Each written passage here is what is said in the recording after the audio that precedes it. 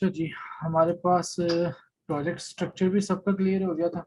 ठीक है, हमारे पास फाइल्स कौन सी कहाँ पर पड़ी होती है। ठीक है, अब हम क्या करते हैं, बाय डिफॉल्ट उसका जावा कोड देखते हैं एक्चुअली हमारे पास किस तरह से वर्क कर रहा है। ठीक है, तो उसमें आपको दो चीजें पता होनी चाहिए। ठीक है, अच्छी तरह से हमने कवर की थी। अच्छा जी, सो आप लोगों ने देखा है जब भी आप न्यू प्रोजेक्ट क्रिएट करते हैं, ठीक है, आपके पास बाय डिफॉल्ट ये फाइल ओपन होती है। ऐसे ही है, जब भी आप लोग न्यू प्रोजेक्ट क्रिएट करोगे बाय डिफॉल्ट ये फाइल ओपन होगी। हमने दो कॉन्सेप्ट्स पढ़े थे इन डिटेल, एक आपके पास था इनहेरिटेंस और दूसरा हमारे पास था फंक्शन ओवरराइडिंग। ठीक है, एक आपके पास इनहेरिटेंस का काम था, दूसरा हमारे पास का था फंक्शन ओवरराइडिंग था। इनहेरिटेंस क्या होती थी पता? पेरेंट चाइल्ड रिलेशन, पेरेंट की सारी प्रॉपर्टीज और फंक्शनैलिटीज किसमें आ जाती थी? चाइल्ड क्लास में थी। फंक्शन ओवरराइडिंग का क्या कॉन्सेप्ट था? पेरेंट का फंक्शन ऑलरेडी चाइल्ड में पड़ा, पेरेंट का फंक्शन ऑलरेडी चाइल्ड में पड़ा। ठीक है, उसको उसी नाम से एक फंक्शन क्रिएट करी जिसकी फंक्शनैलिटी थोड़ी सी डिफरेंट हो पेरेंट से, उसको हम क्या कहते हैं? Function overriding. ठीक है, नाम भी सेम होता है, रिटर्न टाइप भी सेम होती है, पैरामीटर्स भी सेम होते हैं, लेकिन उसकी जो फंक्शनैलिटी है वो थोड़ी सी डिफरेंट हो सकती है। ठीक है, चलिए जी, हमने डिस्कस किया था ये हमारे पास क्या पड़ी है, मेन एक्टिविटी डॉट जावा। तो इसके नाम से आइडिया ये हमारे पास कौन सी फाइल आ रही है? Java file. और ये रिस्पॉन्सिबल है किसके लिए? बैकएंड या फ्रंट एंड? बैकएंड के लिए। ठीक है, जावा फाइल आपके पास रिस्पॉन्सिबल होगी किस चीज के लिए? बैकएंड के लिए। तो हमने जो जावा लैंग्वेज पढ़ी है, सारा का सारा काम बैकएंड में आपने उस तरह से हैंडल करना है, सारा का सारा काम बैकएंड पे आप उस तरह से हैंडल करेंगे। ठीक है, उसके अलावा जो एक और फाइल क्रिएट होती है रिसोर्स लेआउट, ये हमारे पास आ रही है एक्सएमएल फ्रंट एंड फाइल। हमारे पास कौन सी आ रही है? एक्सएमएल या फ्रंट एंड फाइल आ रही है। ठीक है, चलिए जी, हम जाते हैं अपनी इस जावा फाइल में। सबसे टॉप पे तो आ गया आपका पैकेज, आपका फोल्डर नेम आ गया, ये पैकेज नेम आ गया जहाँ पे आपके पास फाइल्स पड़ी। ठीक है, इंपोर्ट का कीवर्ड यूज करते हैं किस लिए? कोई चीज आपने इंपोर्ट करनी है, कोई क्लासेस वगैरह, कोई फीचर्स वगैरह आपने इंपोर्ट करने हैं। ठीक है, चलिए जी, यहाँ पे दो चीजें इंपोर्ट हुई हैं, एक ऐप कॉम्पैक्ट एक्टिविटी और एक बंडल। ठीक है, ये उनका पैकेज आ रहा है, उनका क्या आ रहा है? पैकेज। ठीक है, चलिए जी, एक्चुअल हम कोड में जाते हैं। सो सबसे पहले उसने क्या किया, ऑटोमेटिकली या बाय डिफॉल्ट एक क्लास क्रिएट किया किस नाम से? मेन एक्टिविटी के नाम से। ठीक है, इसको एक्सटेंड किससे किया? App compact activity. तो एक्सटेंड का कीवर्ड क्या करता था? इनहेरिटेंस के लिए। एक्सटेंड का कीवर्ड क्या करता था? इनहेरिटेंस के लिए। ठीक है, तो आप बताओ मेन एक्टिविटी चाइल्ड है या पेरेंट? एक्सटेंड के लेफ्ट साइड पे चाइल्ड होता है, पेरेंट लेफ्ट पे चाइल्ड होता है। भाई दोनों का सेम ही है, मेरी इधर आपकी उधर। ठीक है हाँ जी, दोनों का लेफ्ट सेम ही होगा। सो मेन एक्टिविटी आपकी चाइल्ड क्लास है और इसका पेरेंट कौन है? App compact activity. इसका मतलब है ऐप कॉम्पैक्ट एक्टिविटी की सारी प्रॉपर्टीज और फंक्शनैलिटीज किसमें आ गई हैं? मेन एक्टिविटी में। ठीक है, ऐप कॉम्पैक्ट की सारी प्रॉपर्टीज, सारी फंक्शनैलिटीज किसमें आ गई हैं? मेन एक्टिविटी में आ गई। ठीक है, तो सबसे पहले देखते हैं कि आपके पास ये ऐप कॉम्पैक्ट एक्टिविटी है क्या। सबसे पहले देखते हैं कि आपकी ऐप कॉम्पैक्ट एक्टिविटी है क्या। मैंने बताया था एंड्रॉइड के अंदर हर स्क्रीन को हम एक्टिविटी कहलाते हैं। एंड्रॉइड के अंदर हर स्क्रीन को हम क्या कहलाते हैं? एक्टिविटी। ठीक है, तो एक्टिविटी आपकी किस तरह से बिहेव करती है, एक्टिविटी के अंदर क्या क्या फीचर्स है, क्या क्या फंक्शनैलिटीज है, एक्टिविटी ने रन होने तक मेमोरी में डाटा किस तरह से स्टोर करना है, हम बैक मेमोरी से किस तरह से एक्टिविटी में रिमूव होना है। इन शॉर्ट, एंड्रॉइड की एक स्क्रीन किस तरह से वर्क करती है वो सारा का सारा कोड पहले से लिखा हुआ किसमें? ऐप कॉम्पैक्ट में। ठीक है, एक स्क्रीन या एक एक्टिविटी एंड्रॉइड फोन में किस तरह से बिहेव करती है, किस तरह से चलती है, वो सारा का सारा कोड पहले से कहां पे लिखा हुआ है? ऐप कॉम्पैक्ट एक्टिविटी में। ठीक है, तो हमने क्या किया, एक्सटेंड का एक छोटा सा कीवर्ड यूज करके वो सारी प्रॉपर्टीज किसमें ले आए? मेन एक्टिविटी में। तो जो प्रॉपर्टीज ऐप कॉम्पैक्ट में पड़ी हैं वो सारी की सारी प्रॉपर्टीज अब किसमें आ गई? मेन एक्टिविटी में। ठीक है, तो जो फीचर्स आपको ऐप कॉम्पैक्ट दे रही है वही फीचर अब कौन देगा? Main activity. ठीक है, तो फाइनल आपके पास ये है कि एंड्रॉइड के अंदर एक एक्टिविटी रिप्रेजेंट होती है ऐप कॉम्पैट एक्टिविटी से, तो आपने अपनी किसी भी फाइल को बिहेव करना है या यूज करना है like an activity like an Android screen, आपने सिंपली एक लाइन का कोड करना, उसे एक्सटेंड कर देना है ऐप कॉम्पैट से। ये हमारे पास थ्योरेटिकल है, ठीक है। हमारे पास देखो ना, एक सिंपल स्टूडेंट की क्लास बनाई है, तो वो एक सिंपल एक क्लास आ रही है, वो सिंपल क्या आ रही है, क्लास आ रही है। लेकिन जैसे उस स्टूडेंट को एक्सटेंड कर दोगे ऐप कॉम्पैट एक्टिविटी से, तो वो क्या बन गई, एक एंड्रॉइड स्क्रीन बन गई। वो क्या बन गई, एक एंड्रॉइड स्क्रीन बनाए। तो आसान अल्फाज में किसी भी फाइल को, यानी ना बैकएंड पे डेटाबेस, सर्विस, एक्टिविटी, जितने भी चीजें हैं, हर कोई जावा क्लासेस, जितने भी बैकएंड कंपोनेंट्स है, हर एक किस फॉर्म में होंगे, जावा क्लासेस। तो आपने जिस जावा क्लास को यूज करना लाइक एन एंड्रॉइड स्क्रीन, या जिसको रिस्पॉन्सिबल है यूजर को फ्रंट एंड दिखाने के लिए, उस फाइल को या उस क्लास को सिर्फ किससे एक्सटेंड कर देना है, ऐप कॉम्पैट एक्टिविटी से। यहाँ तक पॉइंट समझ आ गया, ठीक है। तो अगर मेरे पास चार स्क्रीन, एक लॉगिन स्क्रीन, एक लॉगआउट स्क्रीन, एक फॉरगेट पासवर्ड स्क्रीन और एक साइन अप स्क्रीन, तो ये चार जावा फाइल्स होगी और चारों किससे एक्सटेंड होगी, ऐप कॉम्पैट से। ये याद रखना, आपके प्रोजेक्ट में 10 स्क्रीन चाहिए तो 10 डिफरेंट जावा फाइल्स होंगी, 10 के 10 किससे एक्सटेंड हो रही होंगी, ऐप कॉम्पैट से। यहाँ तक पॉइंट समझ आ गया, ठीक है। जब भी एक्टिविटी क्रिएट करनी है, आपने ऐप कॉम्पैट से एक्सटेंड करना, ठीक है। यहाँ पर ना एंड्रॉइड या जावा में क्या है, आप ये ऑप्शनल सिर्फ उसे आइडेंटिफाई करने के लिए कीवर्ड लिख सकते हैं। यहाँ पे कीवर्ड क्या लिखा हुआ है, ओवरराइड। तो याद रखें, एंड्रॉइड स्टूडियो में जब भी आपको ओवरराइड का कीवर्ड नजर आए, इसका मतलब ये जो फंक्शन है, ये कहाँ से ओवरराइड या कहाँ से आया हुआ है, पेरेंट्स, पेरेंट्स से ऐप कॉम्पैट से। याद रखना है, यहाँ पे जब भी आप ये येलो कलर में ओवरराइड देखो, तो इसका मतलब ये फंक्शन कहाँ से आया है, पेरेंट्स है। ये ना भी लिखो तो कोई मसला नहीं है, ना भी लिखो तो कोई मसला नहीं है, लेकिन इससे आपको फायदा क्या होता है, फौरन पता चलता है कि फंक्शन कहाँ से आया है, पेरेंट्स से, ठीक है। अब देखते हैं कि इस फंक्शन को ओवरराइड क्यों करना है, इस फंक्शन को ओवरराइड क्यों करना है, ठीक है। हमारे पास क्या होता है, एक्टिविटी का एक कंप्लीट लाइफ साइकिल है। हमारे पास क्या है, हमारी एक्टिविटी का एक कंप्लीट लाइफ साइकिल क्या होता है बोला, स्टार्ट से लेके एंड तक उसमें क्या क्या स्टेज है, ठीक है। हमारी एक्टिविटी की टोटल 6 स्टेजेस होती हैं, एक एक डिस्कस करते हैं। हमारी एक्टिविटी की कितनी स्टेजेस होती हैं, 6 स्टेजेस होती हैं, ठीक है। अब वो 6 स्टेजेस कब चल रही है, कैसे चल रही है, किस वक्त कौन सी से कौन सी स्टेज में जाना है, सारा कोड पहले से लिखा हुआ है, सारा कोड पहले से लिखा हुआ है, किसमें, ऐप। तो वो क्या वो सारे फीचर एक्टिविटी में भी आ गए हैं कि नहीं। अगर एक्टिविटी हमारी मेन एक्टिविटी है, वो एक्टिविटी बन गई, तो उसकी भी कितनी स्टेजेस होंगी, 6 स्टेज, ठीक है। उसमें से पहली स्टेज है ऑन क्रिएट, उसमें से पहली स्टेज क्या आ रही है, ऑन क्रिएट आ रही है। बाय डिफॉल्ट जो आपके पास लाइफ साइकिल चलता है, वो कहाँ से स्टार्ट होता है, ऑन क्रिएट से। वो कहाँ से स्टार्ट होगा, ऑन क्रिएट से।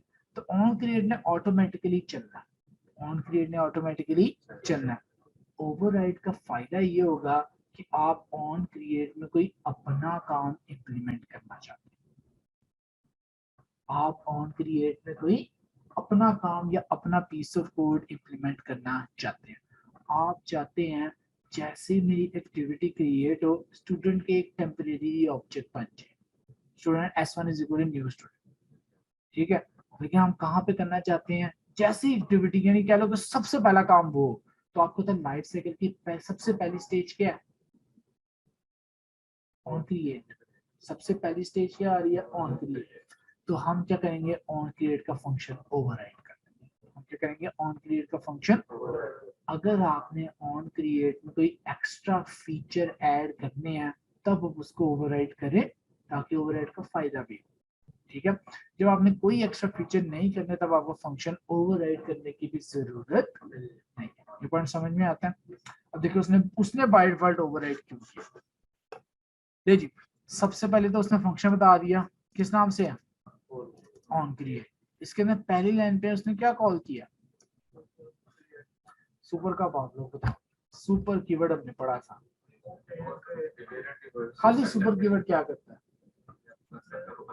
Parent constructor, very good. और सुपर डॉट फंक्शन नेम क्या करता है, सुपर डॉट फंक्शन नेम, खाली सुपर तो कंस्ट्रक्टर कॉल करता है। सुपर डॉट फंक्शन नेम का क्या मतलब होता है, पेरेंट के फंक्शन को कॉल करने के लिए। देखो ना, अब एक फंक्शन ये मेन एक्टिविटी में पढ़ा है कि नहीं, और उसी नाम से फंक्शन कहाँ पे पढ़ा है, ऐप कॉम्पैट या पेरेंट में। तो पेरेंट के फंक्शन यानी सुपर डॉट प्रिंट करोगे तो क्या होगा, पेरेंट का प्रिंट कॉल होगा। खाली प्रिंट आप लिखते थे तो चाइल्ड का होता था। तो ये किसका फंक्शन कॉल कर रहा है, पेरेंट का। और कौन सा वाला, जैसे ही उसने ऑन क्रिएट का फंक्शन कॉल किसमें किया, हमारी मेन एक्टिविटी क्रिएट होगी। हमारी मेन एक्टिविटी क्या होगी है, क्रिएट होगी। ठीक है, तो अगर ये वाला कोड ना होता तो ये सिंपली ये ऑन क्रिएट क्या कर रहा है, हमारी एक्टिविटी क्रिएट कर रहा है, जो कि बाय डिफॉल्ट भी हो रही है, जो कि बाय डिफॉल्ट भी हो रही है। लेकिन ये ओवरराइड याद रखो, हम through out the course overriding her lecture में आपके पास चलनी है। ओवरराइडिंग तब करनी है जब फंक्शन के अंदर कोई एक्स्ट्रा चेंज, कोई एक्स्ट्रा कोड, कोई एक्स्ट्रा फंक्शन, कोई इनिशियलाइजेशन, कोई कैलकुलेशन, इनफैक्ट कोई भी बैकएंड का काम करना है, इनफैक्ट कोई भी बैकएंड का काम करना है। ठीक है, ये तक यहाँ तक पॉइंट समझ आता है। ओके, उसने एक लाइन लिखी है, एक फंक्शन कॉल किया किस नाम से, सेट कंटेंट व्यू। ठीक है, अभी हम फंक्शन आप बताओ ये फंक्शन हम कॉल करें, फंक्शन क्रिएट करें, कॉल करें। Very good.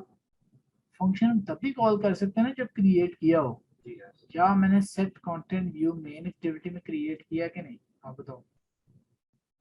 नहीं किया। इसको कॉल करें तो ये कहाँ पड़ा होगा, ऐप कॉम्पोनेंट में। ठीक है, तो एक्सटेंड आपको अलाउ करता है पेरेंट के फंक्शंस को भी इस्तेमाल कर सकते हैं। ठीक है, तो हमें कैसे पता चलेगा कि ऐप एग्जैक्टली में कैसी हाँ, फीचर्स हैं? ओके, हमें कैसे पता चलेगा कि ऐप कॉम्पोनेंट में क्या क्या फीचर है। आपको सारे फीचर्स याद करने की जरूरत नहीं है, वो बहुत ज्यादा function.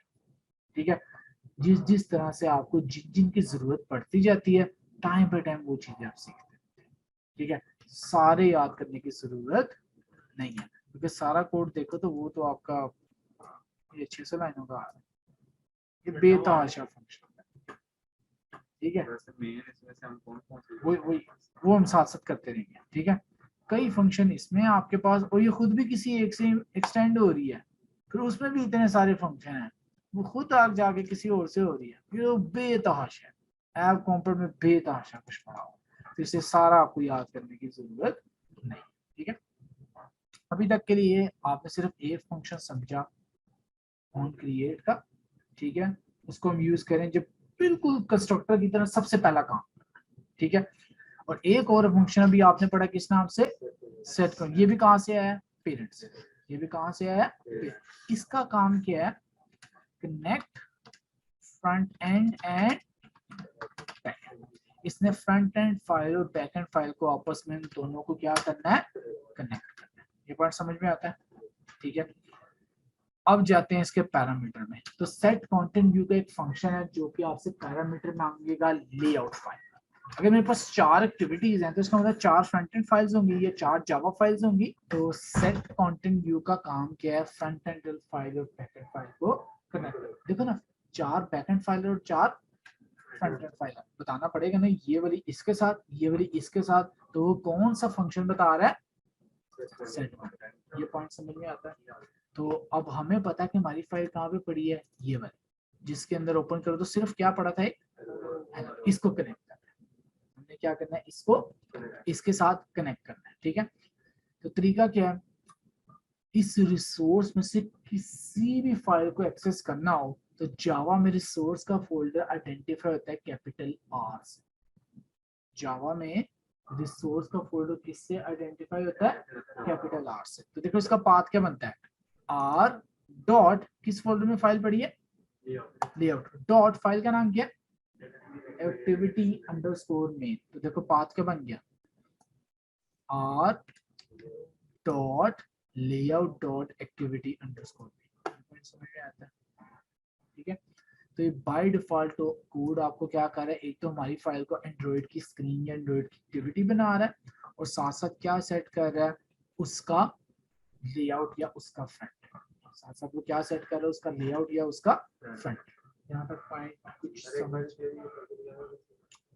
Layout file connect. Okay, function आपको याद रहेगा, याद ना भी हो, आप एंड्रॉइड में ना थोड़ा सा लिखते हो ना, इसके वो सिस्टम बड़ा अच्छा है। ये सेट लिखा, सेट से जो जो कुछ है उसने हिंट दे दिया, इसलिए जरा एंड्रॉइड स्टूडियो में काम करना थोड़ा सा, ठीक है ना। आप जी लिखो, एच लिखो, जी से जो जो से फंक्शन बनते हैं गेट वाले वो सारे आ जाए। तो ये कहते फंक्शन पूरा भी नाम, खैर अभी तो आपको नहीं याद होंगे, पूरा नाम ना भी याद हो, आप थोड़ा सा बस याद रखो तो बाकी हिंट से आपका एंड्रॉइड स्टूडियो में काम चल जाता है, ठीक है। लेकिन हिंट की ज्यादा आदत नहीं डाल, ठीक है ना। याद भी होता है ना, फिर बंदा कहता है चलो जी गेट लिखा, अब आ रहा है यहाँ से कर लेते हैं, ठीक है। ओके, तो सेट कंटेंट फंक्शन है, इसने लेआउट फाइल अटैच करनी है। अब देखो फॉर एग्जांपल यहाँ पे दो फाइल पड़ी है, एक एक्टिविटी मेन पड़ी है, एक्टिविटी लॉगिन पड़ी है। तो आपने मेन के साथ मेन को कनेक्ट करना है, लॉगिन के साथ लॉगिन को, ठीक है। तो फाइल किस तरह कनेक्ट करनी है, उसका पाथ देना है। तो मैंने बताया जावा में किसी भी चीज का पाथ जो रिसोर्स फाइल के अंदर पड़ा है, आर से रिप्रेजेंट होता है रिसोर्स का folder, dot folder name, dot folder name, dot file name, slash, जिस तरह विंडोज में स्लैश चलते हैं ना, यहाँ पे डॉट चलता है। यहाँ पे क्या चलता है, डॉट। तो देखो R dot layout dot activity, ये फाइल तक आ गए, ये फाइल तक आ गए। ये फ्रंट एंड फाइल और बैक एंड फाइल आपस में दोनों क्या हो चुकी हैं, यहाँ तक क्लियर हो गया। ये पॉइंट क्लियर हो गया अच्छी तरह के नहीं, ठीक है। तो ये हमारा क्या था, बाय डिफॉल्ट कोड। हमारे पास क्या था, आपका बाय डिफॉल्ट कोड आ था। यहाँ तक क्लियर हुआ है, बाय डिफॉल्ट कोड अच्छी तरह समझ आ गया, ठीक है। अब हम इसका लाइफ साइकिल देते हैं कि हमारी 6 स्टेजेस कौन कौन सी हैं, उनमें क्या क्या काम होते हैं और वो किस किस तरह से आपस में कनेक्ट हैं। तो जी जैसे ही हम एक एप्लीकेशन ओपन करते हैं या कोई एक्टिविटी लॉन्च करते हैं, सबसे पहले एक्टिविटी क्या होगी, सबसे पहले एक्टिविटी हमारे पास क्या होगी, क्रिएट होगी, ठीक है। क्रिएट का काम क्या होता है, इनिशियलाइज इन मेमोरी।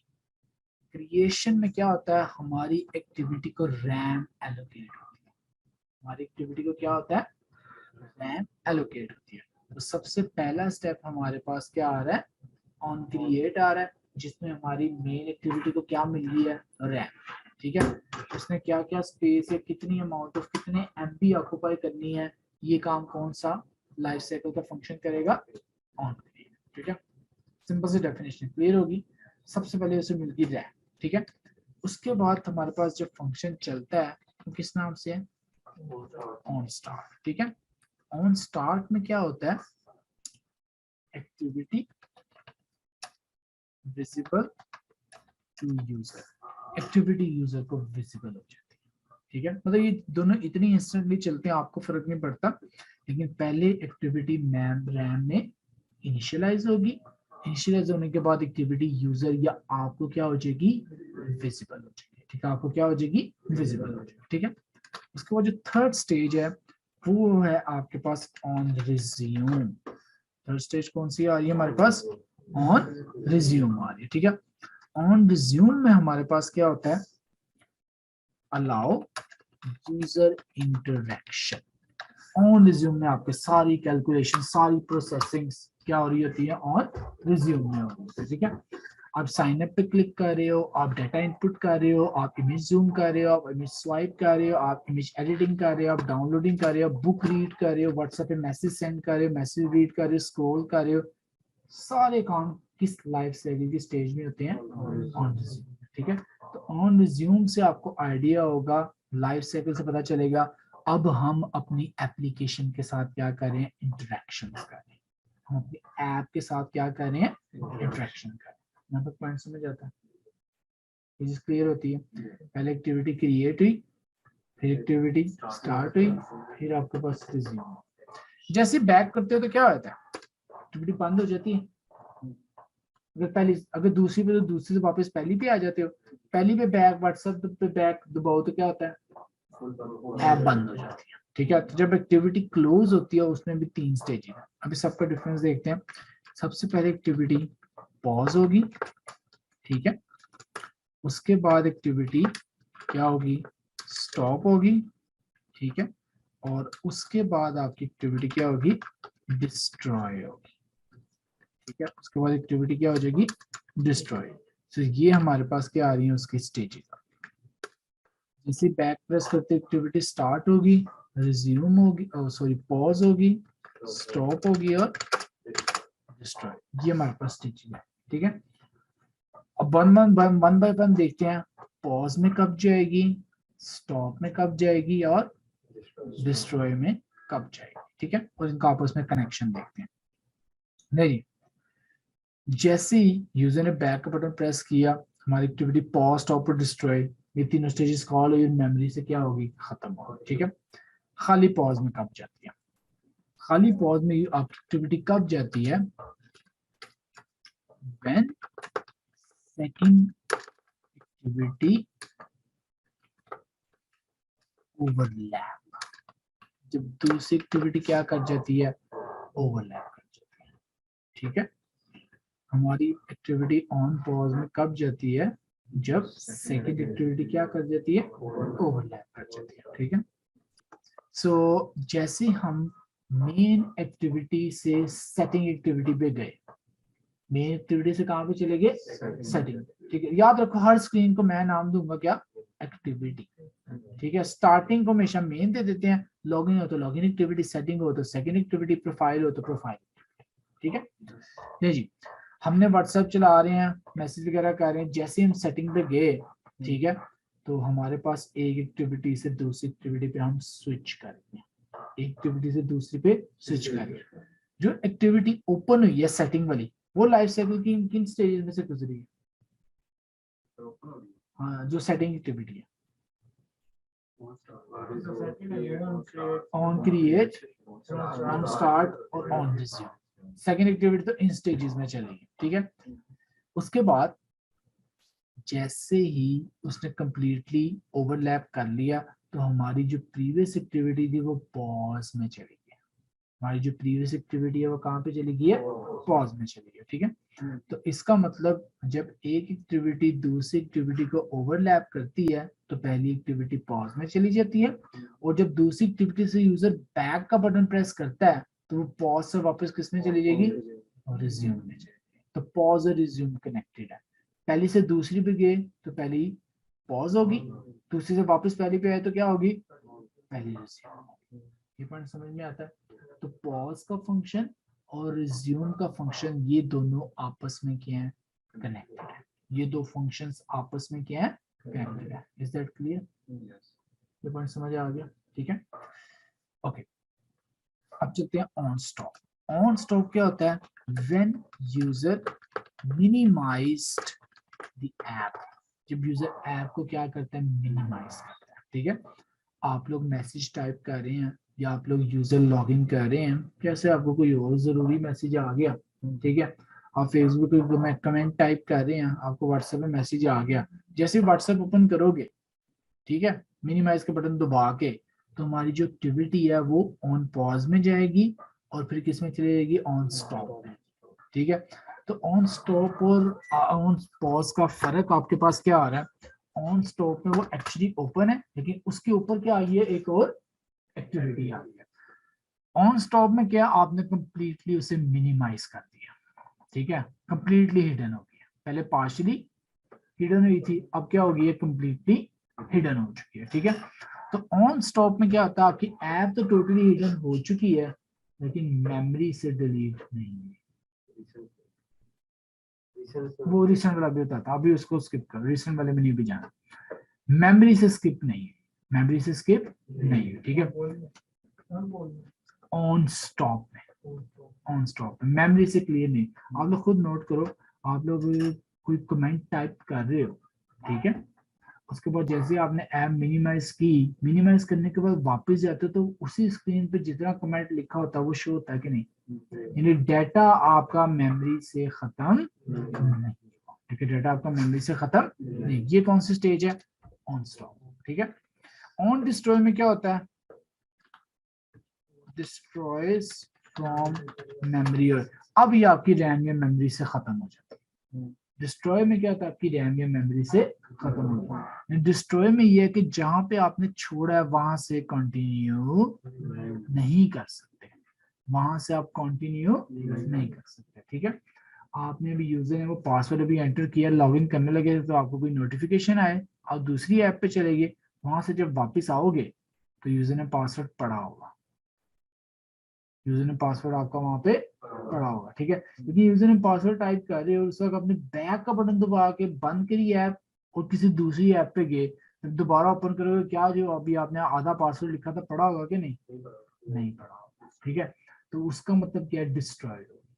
ठीक है, याद रखिए जितना भी आपका डाटा एक किस्म में कह लो कि उसकी स्टेट जब सेव रहती है तो मेमोरी में होता है, ये हर कंप्यूटर प्रोग्राम का सिस्टम है।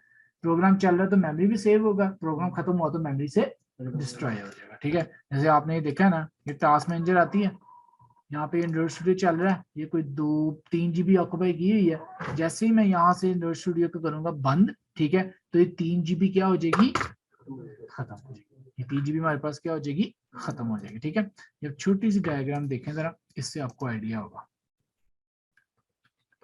अच्छा, ये देखिए कुछ इस तरह से हमारे पास लाइफ साइकिल आ रहा है।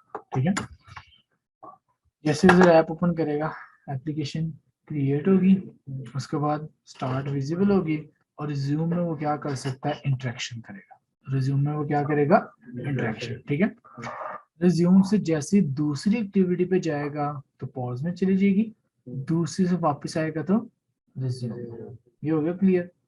फिर जैसे ही यूजर रिज्यूम से मिनिमाइज का बटन प्रेस करेगा, पहले पॉज में जाएगी और फिर किस में चली जाएगी, स्टॉप में। ठीक है, अब स्टॉप से जब वापस आएगा, स्टॉप से जब आप वापस आएगा तो इसका मेमोरी से डाटा क्लियर नहीं हुआ, स्टॉप से वो जाता है स्टार्ट में, ये याद रखना।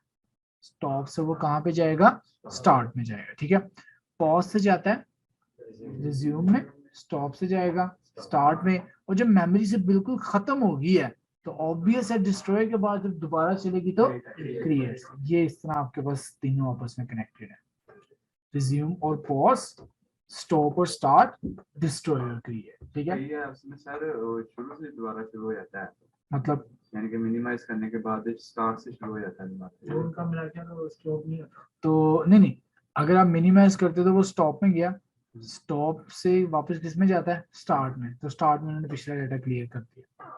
इस तरह काम होता है। ठीक है, आप इन 6 के 6 फंक्शन में अपना कोई भी काम कर सकते हो, आप इन 6 के 6 फंक्शन में अपना कोई भी काम कर सकते हो। ठीक है, जैसे देखो हमारे पास एक डाटा है जो हमने 2 स्क्रीन में सिंक्रोनाइज रखना है, हमारे पास कोई ऐसा डाटा है जो 2 स्क्रीन पे आपने क्या रखना है, सिंक्रोनाइज। ठीक है, हम पहली से दूसरी पे जाएं और दूसरी जब वापस पहली पे आए, ठीक है, अगर इधर डाटा अपडेट हो रहा है तो इधर भी क्या होना चाहिए, अपडेट होना चाहिए। ठीक है, तो वो डाटा रिफ्रेश का जो फंक्शन है वो हम यहाँ पे लिख देते हैं, डाटा रिफ्रेश का फंक्शन हम क्या कर देंगे, यहाँ पे कर देंगे। ठीक है, उसके अलावा आपकी लाइव स्कोरिंग एप्लीकेशन है कोई, ठीक है, मिनिमाइज करके जब दोबारा चलाते हो तो स्कोर अपडेट ऑटोमेटिकली हुआ होता है। ठीक है, तो उन्होंने क्या काम किया होता है, रिफ्रेश स्कोर का जो फंक्शन है ऑन स्टार्ट में कॉल किया, ताकि जैसे ही यूजर ने ऐप मिनिमाइज की 1 या 2 मिनट बाद वापस आया तो वापस आके इस फंक्शन ने जैसे ही कॉल हुआ तो उसमें हमने अपना piece of code refresh score का फंक्शन, पॉइंट समझ में आता है। तो एप्लीकेशन एक से दूसरे पे जाना, मिनिमाइज करके वापस आना, बंद करके वापस आना, इन स्टेजेस में आपने कोई अपना कोड ऐड करना हो तो इनमें से किसी भी फंक्शन को आप ओवरराइड कर सकते हैं, इनमें से किसी भी फंक्शन को आप ओवरराइड कर सकते हैं। यहाँ तक क्लियर हो गया, लाइफ साइकिल का पॉइंट समझ आया। जो भी हम बिल्ड करेंगे 6 जो लाइफ साइकिल हो गए तो उनका बिल्ड करना पड़ेगा। नहीं, इनको जरूरी नहीं है, जहां जहां पे जरूरत पड़ेगी वहां पे ओवरराइड करना जरूरी। ठीक है, ले जी हम जाते हैं यहाँ पर, तो अभी तक ऑन क्रिएट का एक आ रहा है हमारे पास। ठीक है, ले जी अब हम अपने ओवर राइडिंग के लिए यहाँ पे जो भी कोड एक्स्ट्रा करेंगे वो कब कॉल होगा, जैसे एक्टिविटी क्रिएट होगी, वो कब कॉल होगा, जैसे ही एक्टिविटी क्रिएट होगी। ठीक है, ले जी हम करते हैं, यहाँ पे आपके पास आया एक क्लास है, एक प्री डिफाइंड क्लास हमारे पास अवेलेबल है TOAST टोस्ट के नाम से, हमारे पास एक क्लास अवेलेबल है किस नाम से, टोस्ट के नाम से, डॉट उसके अंदर एक फंक्शन पड़ा है किस नाम से, मेक टेक्स्ट के नाम से। तो टोस्ट आपके पास एक क्लास आ रही है और फंक्शन किस नाम से आ रहा है, मेक टेक्स्ट के नाम से आ रहा है। ठीक है, तो ये आपका एंड्रॉइड स्टूडियो समटाइम्स ये क्लासेस ऑटोमेटिकली इंपोर्ट भी करते थे, ना भी करे तो वही ऑल्ट एंटर की शॉर्टकट, ना भी करे तो ऑल्ट एंटर की शॉर्टकट की है। चलिए जी देखिए, हमने एक न्यू क्लास पढ़ी, क्लास का नाम क्या है, टोस्ट, और फंक्शन का नाम क्या है, मेक टेक्स्ट। ठीक है, तो टोस्ट एक क्लास है जिसके अंदर फंक्शन पड़ा मेक टेक्स्ट। इसका काम क्या है, यूजर को स्क्रीन पे 1 सेकंड या 3 सेकंड के लिए छोटा सा मैसेज डिस्प्ले करना। ठीक है, जैसे अक्सर स्क्रीन के बॉटम में मैसेज आता है कुड नॉट कनेक्ट, या मैसेज आता है रिप्लाई सेंट, या अक्सर ऐप्स में मैसेज आता है प्रेस अगेन टू एक्सिट। तो वो थोड़े से टाइम के लिए एक मैसेज आता है ओवल से बॉक्स में स्क्रीन के बॉटम मिड में। ठीक है, उसके लिए ये मेक टेक्स्ट वाला फंक्शन यूज होता है। उसके लिए कौन सा फंक्शन यूज होता है, मेक टेक्स्ट वाला फंक्शन यूज होता है। ठीक है, तो याद रखना क्लास कौन सी है, फंक्शन कौन सा है, मेक। ठीक है, अब राउंड ब्रैकेट्स आपसे क्या मांग रहा होगा, पैरामीटर्स। ठीक है, यहाँ पे टोटल 3 पैरामीटर्स, यहाँ पे कितने पैरामीटर्स आते हैं, 3। ठीक है, पहला पैरामीटर है कॉन्टेक्स्ट। पहला पैरामीटर क्या है, कॉन्टेक्स्ट। कॉन्टेक्स्ट अभी आप इसको सिंप्लीफाई इतना रखो, कॉन्टेक्स्ट रिप्रेजेंट करता है कि किस एक्टिविटी के अंदर आप इस फंक्शन को कॉल कर रहे हैं। कॉन्टेक्स्ट क्या रिप्रेजेंट करता है, किस एक्टिविटी के अंदर आप इस फंक्शन को कॉल कर, हम किस एक्टिविटी में, मेन एक्टिविटी। एक्टिविटी कौन सी है, मेन। तो टोस को ना गेट करने के कई तरीके हैं, हम कई तरीकों से टोस गेट कर सकते हैं। जो आपने सबसे आसान सा तरीका वो ये है, क्लास नेम डॉट दिस। ठीक है, आसान सा तरीका क्या आ रहा है, क्लास नेम या फाइल नेम डॉट दिस। ठीक है, हमारा फाइल नेम क्या है, हम इस वक्त किस एक्टिविटी में है, मेन में है, तो फाइल का नाम भी क्या है, ये लिखा होता है यार, फाइल का नाम ये लिखा होता है, फाइल का नाम क्या नाम है, फाइल का मेन एक्टिविटी। तो ये आएगा मेन एक्टिविटी डॉट दिस। पहला पैरामीटर आ गया कि आपने किस एक्टिविटी के अंदर टोस्ट। अगर ये लॉगिन एक्टिविटी के अंदर आप कर रहे होते तो यहाँ पे पहला पैरामीटर क्या आ जाता, लॉगिन एक्टिविटी। ठीक है, यहाँ पे क्या आ जाता है, लॉगिन एक्टिविटी डॉट दिस। अगर आप स्प्लैश एक्टिविटी में कर रहे होते तो यहाँ पे आ जाता है स्प्लैश एक्टिविटी डॉट दिस। पहला पैरामीटर क्लियर। दूसरा पैरामीटर हमारे पास आता है मैसेज, क्या शो करता है, तो वो होगी स्ट्रिंग। ऑब्वियसली इतना आपको आइडिया हो गया, कोई भी मैसेज है ना वो हमेशा डेटा टाइप कौन सी यूज होगी, स्ट्रिंग। तब मैंने मैसेज लिखा माय एक्टिविटी क्रिएटेड, हमें मैसेज क्या आ गया, माय एक्टिविटी क्रिएटेड। ठीक है, थर्ड पैरामीटर हम इसको विजिबिलिटी के लिए नेक्स्ट लाइन पे ले आते हैं। थर्ड पैरामीटर है उसकी ड्यूरेशन। थर्ड पैरामीटर होता है उसकी ड्यूरेशन। तो उसमें 2 ऑप्शन अवेलेबल है। ये टोस की क्लास में दोनों ऑप्शन पड़ी हैं। टोस डॉट लेंथ लिखोगे तो 2 आ रही है, एक है लेंथ और एक आ रहा है लेंथ शॉर्ट। लेंथ शॉर्ट होता है तकरीबन आपका 1 सेकंड के लिए, लेंथ लॉन्ग होता है तकरीबन 3 सेकंड के लिए। ठीक है, हमारे पास पूरा का पूरा टोस क्रिएट हो गया। ठीक है, और फिर हमने किया डॉट शो। तो ये वो लाइन 1 लाइन ऑफ कोड है जो आपकी मर्जी का मैसेज स्क्रीन पे क्या कर देगी, शो। ठीक है, आपकी मर्जी का ये जो भी आपने मैसेज स्क्रीन पे टो से शो करवाना है, ये वाली क्लास और ये फंक्शन उसे क्या कर देगा, शो। पैरामीटर समझ है, एक पैरामीटर है किस एक्टिविटी का कॉन्टेक्स्ट है, किस एक्टिविटी में टो शो कर रहे हैं। दूसरा पैरामीटर है क्या मैसेज शो करना है, और तीसरा पैरामीटर होगा कितने टाइम के लिए, कितनी देर के लिए आपने मैसेज शो करवाना है। यहाँ तक क्लियर हो गया। इसमें फिलहाल 2 ऑप्शन है, एक लेंथ शॉर्ट की और एक लेंथ लॉन्ग। ठीक है, ये होता है आपके पास हिंट के लिए, थोड़े से टाइम के लिए आपने कोई एक मैसेज शो करना। जैसे आता है इनपुट फील्ड्स आर एम्प्टी, वो छोटा सा ग्रे बॉक्स में आता है, उसके बाद खत्म हो जाता है। हाँ नहीं, ये 2 प्रॉपर्टीज है, एक लेंथ शॉर्ट है और दूसरा लेंथ लॉन्ग। ठीक है, यहाँ तक क्लियर हो गया। अब इसको एक दफा रन करके देखते हैं।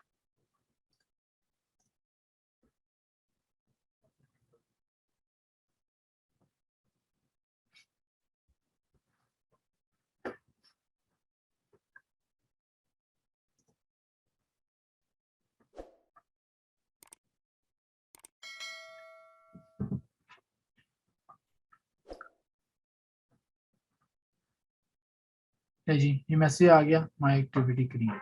ठीक है, मैं दोबारा रन करता हूँ तो ये मुझे टोस्ट आ रहा है माय एक्टिविटी क्रिएटेड। ठीक है, हम क्या करते हैं, पूरा लाइफ साइकिल इंप्लीमेंट करते हैं।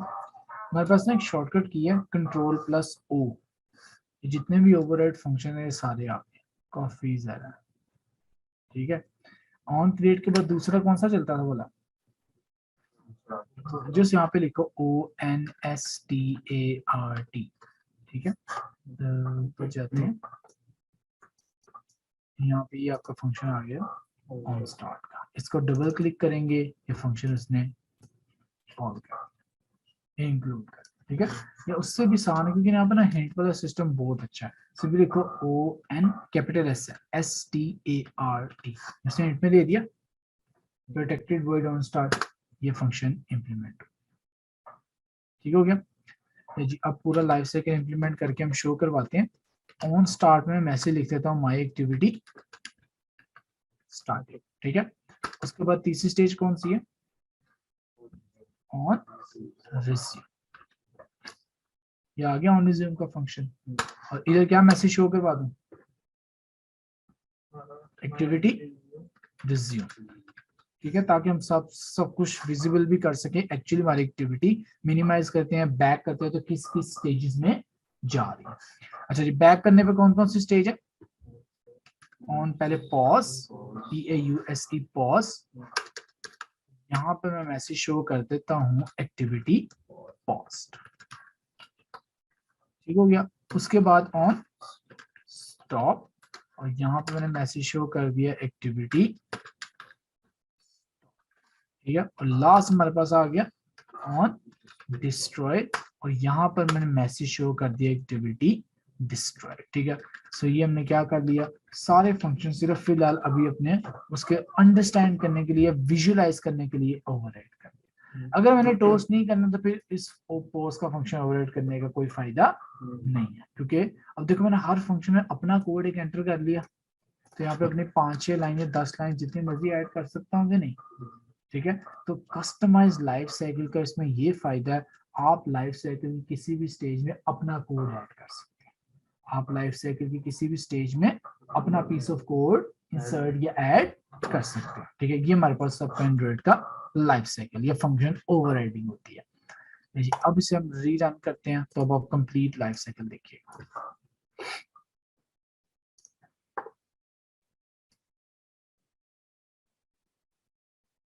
सबसे पहले स्टार्टेड, और उसके बाद क्या होगी, रिज्यूम। ठीक हो गया, जैसे ही बैक का बटन प्रेस किया, पॉज हुई, स्टॉप हुई, और उसके बाद क्या होगी, डिस्ट्रॉय। ये उसका कंप्लीट लाइफ साइकिल। यहाँ तक अब वो हमने रन करके भी देख लिया।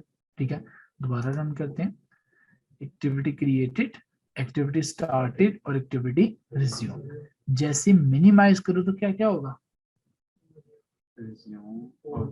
पॉज, स्टॉप, और फिर डिस्ट्रॉय होगी, डिस्ट्रॉय नहीं हो। ठीक है, ये मैंने मिनिमाइज किया तो पॉज हुई, स्टॉप हुई, लेकिन मेमोरी से क्लियर या डिस्ट्रॉय नहीं। अब दोबारा चलाता तो कहां से चलेगी, स्टार्ट से, तो किस किस में जाएगी, रिज्यूम। तो मैंने रन किया, पहले स्टार्ट हुई, फिर उसके बाद क्या होगी, रिज्यूम। यहाँ तक समझ आया। तो एक बटन था शो रिसेंट एप्स का, तब भी प्रेस करो तो पॉज में जाती है, स्टॉप में जाती है, लेकिन डिस्ट्रॉय नहीं होती, और वहां से ही चलती है, वहां से ही चलती है। यहाँ तक क्लियर हो गया, ये पॉइंट समझ आ गया। ओके, अब अगर आप एक्टिविटी बंद कर दो, मेमोरी से क्या होगी, है क्लियर होगी। ठीक है, तो ये जो आप लोग सब लोग अपने फोन में देखते हो रिसेंट एप्स, इसका लाइफ साइकिल से कोई ताल्लुक नहीं है। ये सिर्फ आपका फोन आपकी एक किस्म की लास्ट ओपन चैट एप्स के शॉर्टकट दे रहा है, और कोई काम नहीं। आप कभी भी ऐप बंद करके बेशक कभी चला के देखो, और उसे ओपन रिसेंट से चलाना, तो वो आपका वहां से रिज्यूम नहीं करेगा, शुरू से शुरू चलाएगा, याद रखना। ठीक है, आप मिनिमाइज करके आप यहाँ से जा रहे हो तो फिर वहां से चलाएगा, डिस्ट्रॉय करके यहाँ से जाते हो तो फिर शुरू से करेगा। तो ये सिर्फ आपके एक किस्म का शॉर्टकट आ रहा है कि रिसेंट ऐप आपने कौन कौन सी चलाई है, उनमें से आदमी कोई ऐप चला है, तो इसका और कोई काम, लाइफ साइकिल के इससे कोई ताल्लुक नहीं है। ठीक है, ये मतलब आपने कभी नहीं समझना कि रिसेंट में तब आ रही है जब मेमोरी में पड़ी हुई है, नहीं। रिसेंट में सिर्फ आपका, आपकी आसानी के लिए वो लास्ट ओपन एप्स क्या कर रहा है, आपको एक किस्म का इमेज शो कर रहा है। दैट्स यहाँ तक पॉइंट समझ आ गया। और ये तो वो वीडियो ये देखिए, वीडियो से स्टार्ट होगा। ठीक है, ठीक है, ठीक है, मिनिमाइज करने से, ये हाँ मिनिमाइज करने से तो वीडियो से स्टार्ट होगा, बैक से करो। बैंक को वो बैठ जाते जाते शुरू आ जाता है। हाँ तो मतलब बैक अप करोगे तो फिर आपको शुरू से शुरू स्टार्ट होगा। ठीक है, बैक का मतलब ये मेमोरी से क्लियर हो गया, ये पॉइंट याद रखो। यहाँ तक लाइफ साइकिल और फंक्शन ओवरराइडिंग अच्छी तरह समझ आ गई है सबको, सुपर अच्छी तरह क्लियर हो गया, ये चीजें समझ आ गई हैं। ओके, अब छोटा सा एक और मैं काम करता हूँ और छोटा सा काम आपने करना होगा। नहीं जी, हम एक और फंक्शन ओवरराइड करने के, आपको नाम से आइडिया हो जाएगा फंक्शन कब चलता है। इसका नाम है जी ऑन बैक प्रेस, नाम से आइडिया हो जाएगा कब चलेगा, बैक जो प्रेस करेंगे। जब बैक करेंगे। तो अगर मैं यहाँ पे भी एक मैसेज शो करवा दूं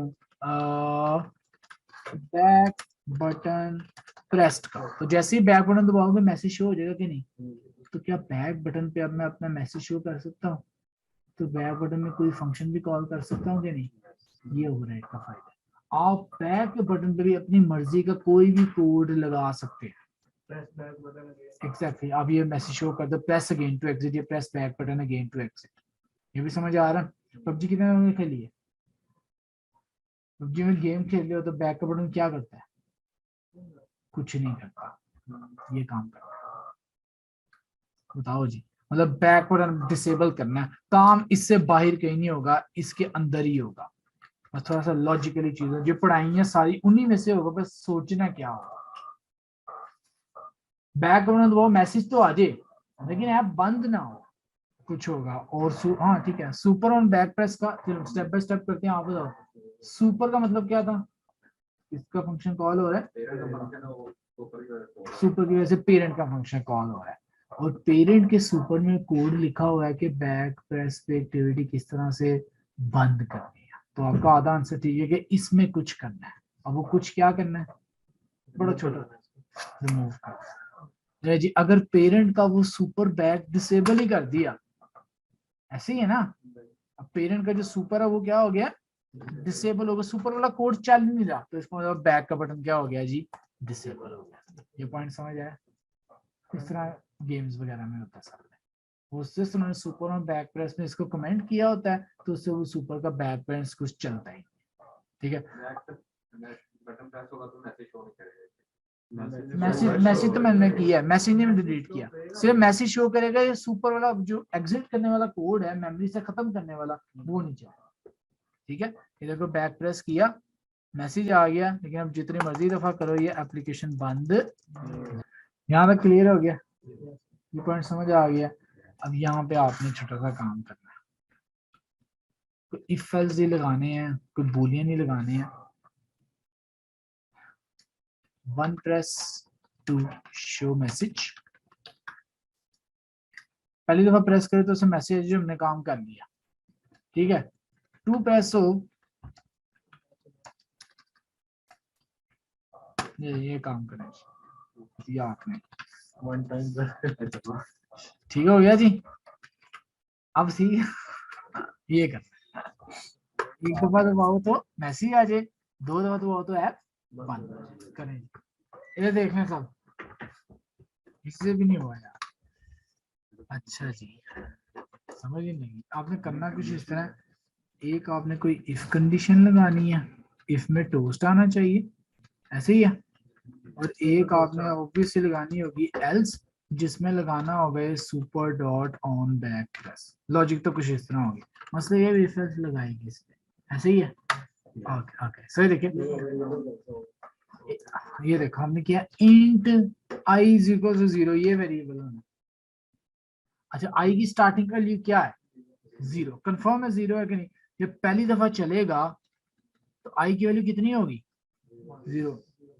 1 कहां से आई, हाँ, तो if I double equal to 0, 0 का मतलब पहली दफा दब रहा है, तो 0 पे क्या शो कर दो, टोस्ट।